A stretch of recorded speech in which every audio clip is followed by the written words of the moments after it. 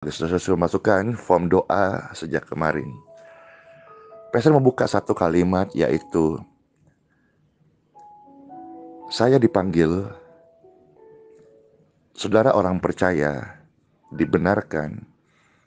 Siapapun Anda orang berdosa, apapun keadaan saudara hari ini, ketika engkau meresponi panggilan Tuhan, ketahuilah panggilan Tuhan dalam hidup saya dan Anda semua bagi Dia adalah untuk memberkati. Wow, hidupku untuk memberkati. Tuhan memanggilku dan memanggil setiap Anda untuk menjadi berkat. Memberkati, bukan menjadi seorang pembunuh.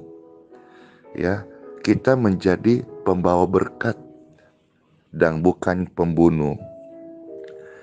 Apa maksud pastor berkata kita menjadi pembawa berkat dan bukan pembunuh?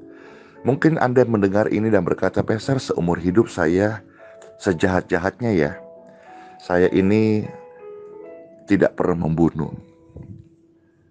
Sebenci-bencinya saya sama orang lain yang pernah nyakitin masa lalu saya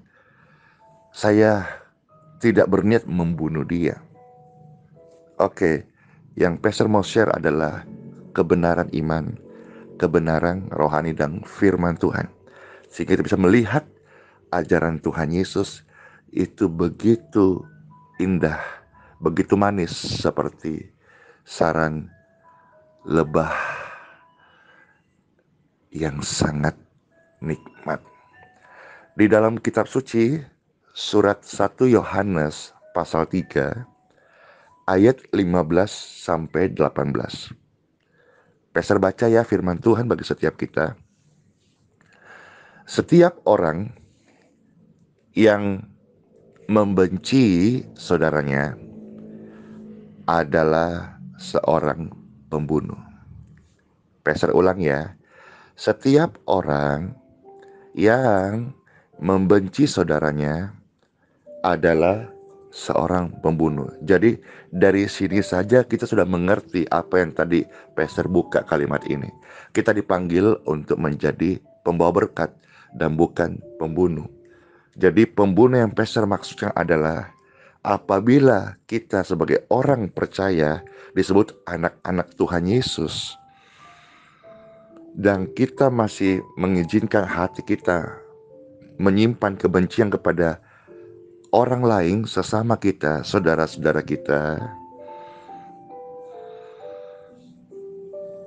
menjadi seorang pembunuh.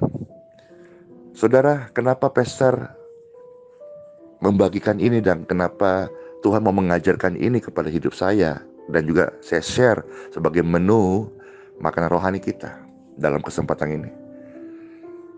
Karena Tuhan mau kita menjadi anak-anak Tuhan yang bukan pembunuh.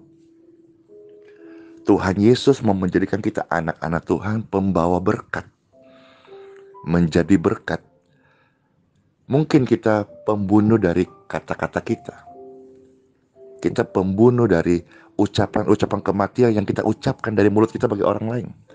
Kita pembunuh bagi kalimat-kalimat makian kita yang kita rasa itu biasa. Mungkin kita pembunuh dalam hal pikiran kita yang jahat.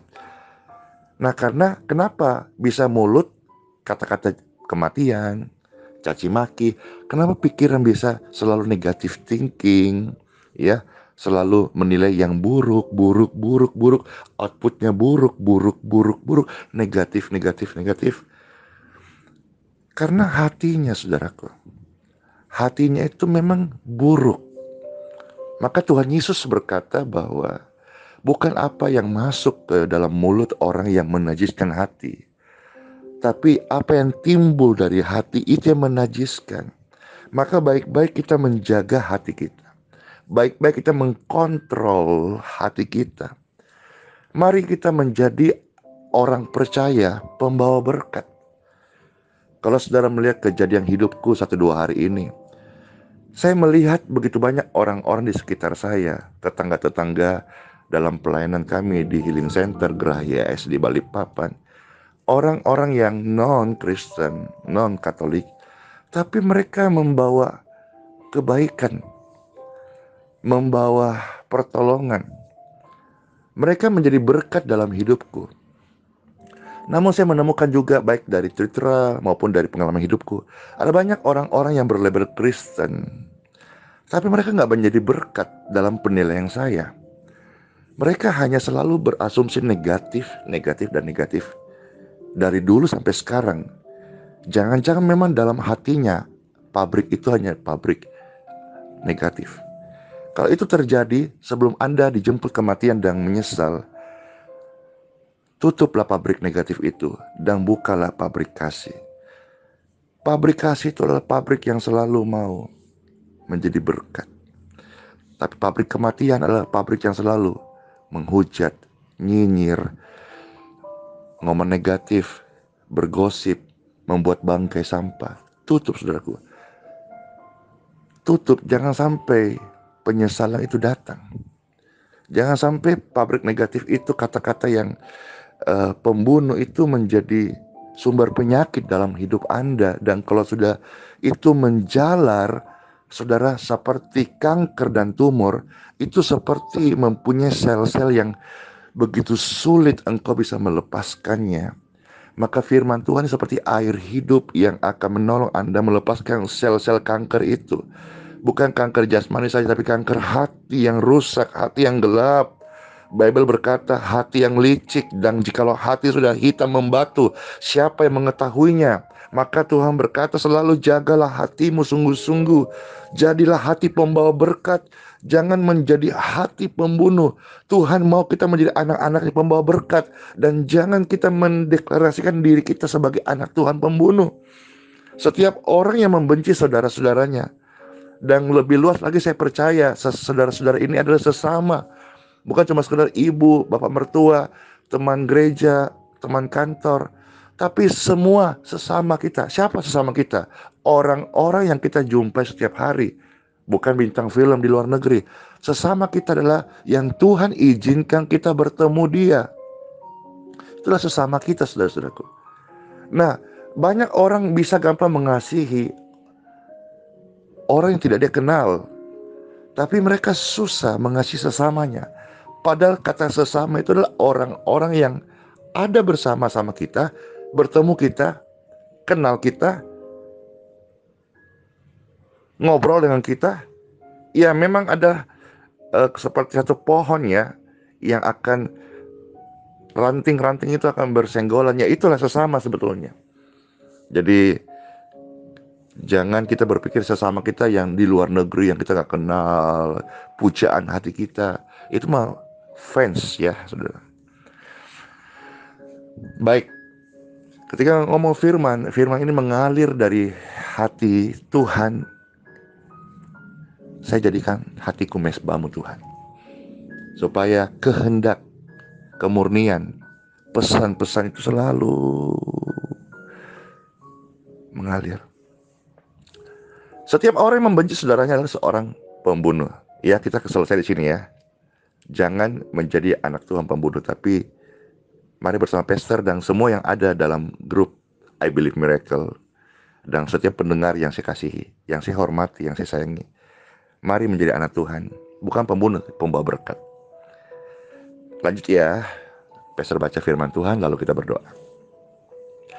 Dan kamu tahu bahwa tidak ada seorang pembunuh yang tetap memiliki hidup kekal di dalam dirinya. Demikianlah kita ketahui kasih Kristus, yaitu bahwa Ia telah menyerahkan nyawanya untuk kita.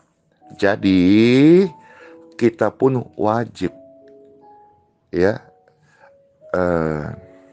ada perbedaan antara kata wajib dan harap, diharapkan. Tapi kalau wajib, Anda artikan sendiri ya, apa perbedaan antara wajib dan harap. Nah, Bible di sini memerintahkan, jadi kita pun wajib.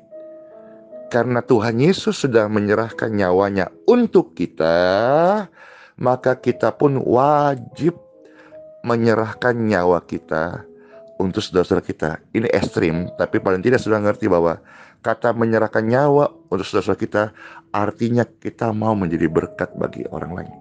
Kita mau menjadi anggur yang tercurah, tidak menjadi anggur yang tersimpan lama, tapi menjadi tua dan tidak berguna, tidak digunakan. Kita mau Tuhan, Pastor Andy mau di sisa umurku yang Tuhan masih kasih, dan Pastor Andy mengajak, memanggil, menginvite, mengundang Anda semuanya. Di sisa umur kita yang ada ini, yuk mari kita menjadi anggur yang tercurah. Kita mau, kita rela. Ini adalah sebuah kewajiban. Sama halnya kewajiban orang percaya adalah dia berdoa.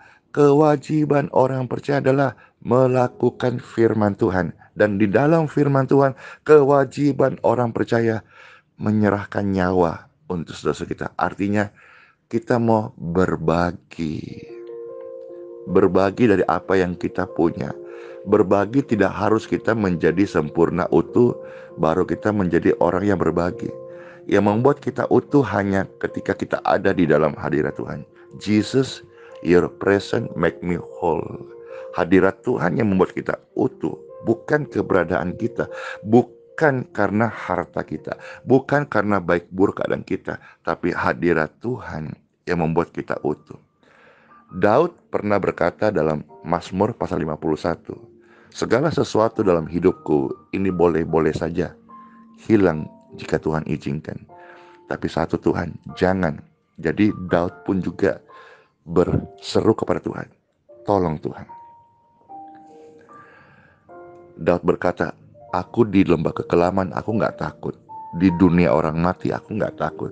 Di jurang maut aku gak takut. Tapi aku takut Tuhan, kalau rohmu meninggalkan aku. Apa yang kau cari hari ini? Kebanggaanmu, kesombonganmu, keangkuhanmu, puji-pujian orang-orang di sekitar Anda, kehebatanmu. Tapi kau kehilangan hadirat Tuhan.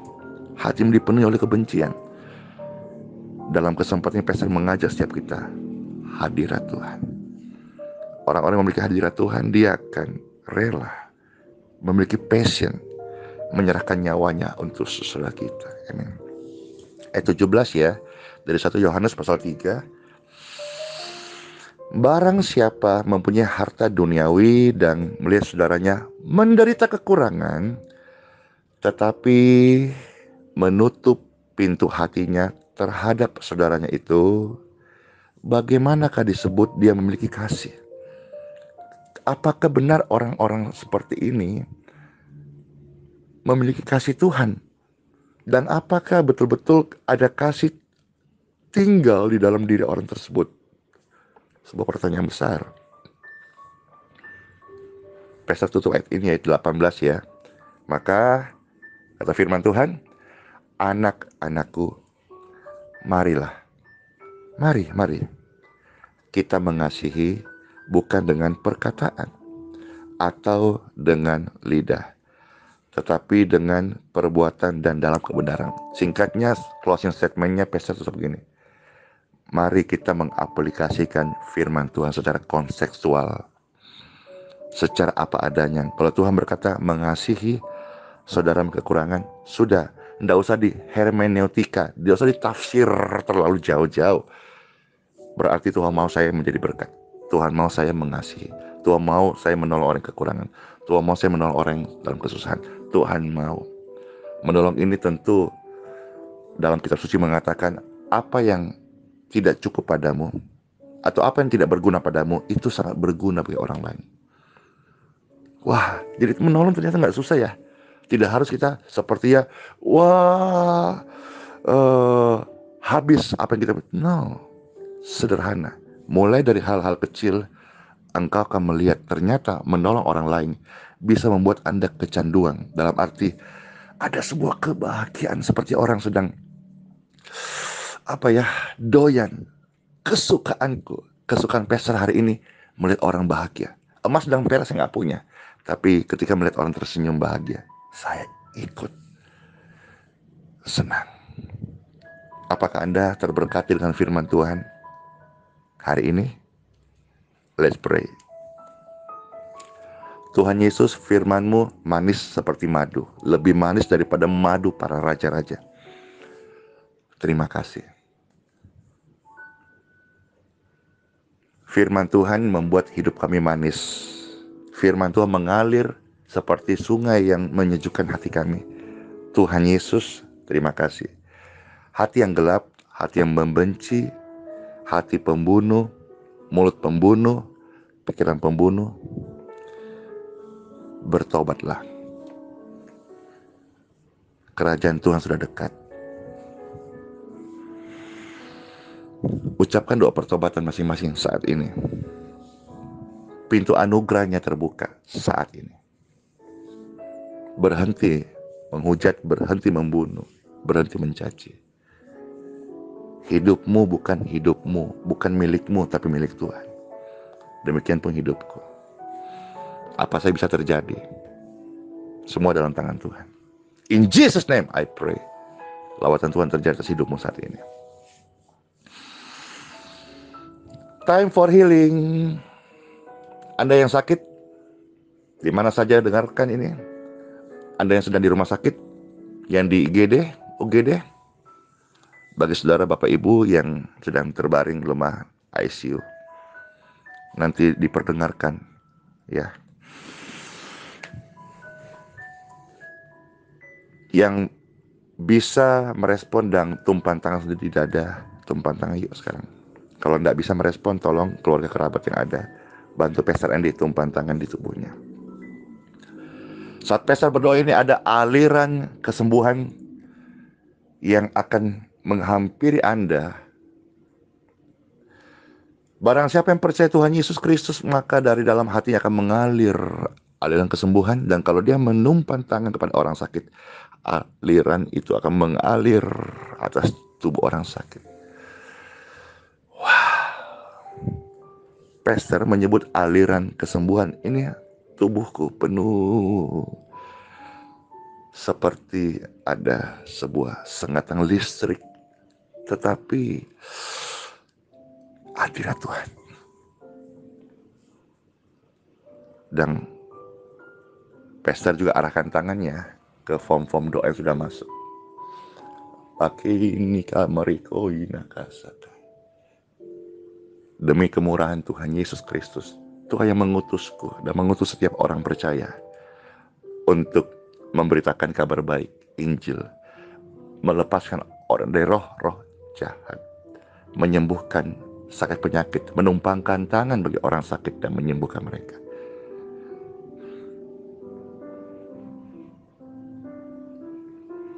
Dari tangan-tangan Anda, aliran ke semua mengalir.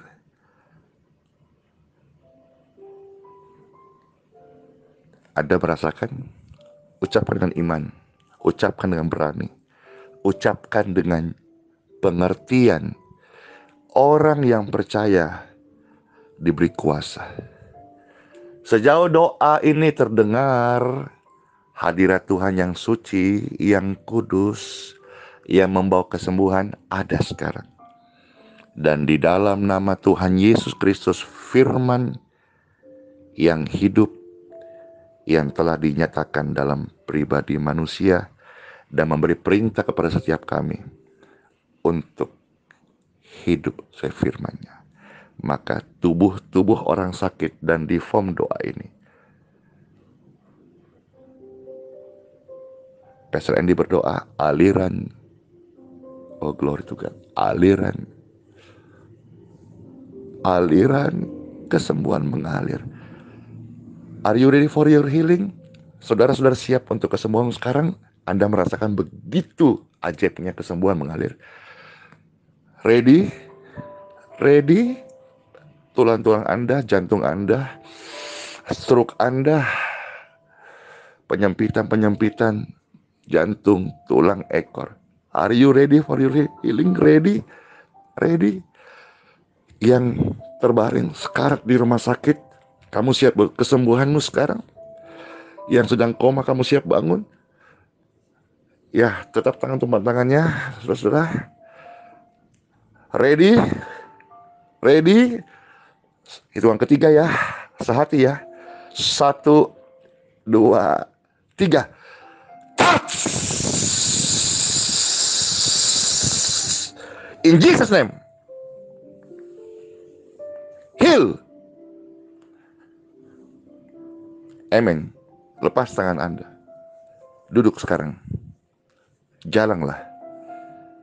Terimalah kesembuhanmu di dalam nama Tuhan Yesus Kristus. Cek tubuh Anda, goyangkan pinggang Anda, cek bagian-bagian tulang Anda. Ada kesembuhan mengalir. Wow.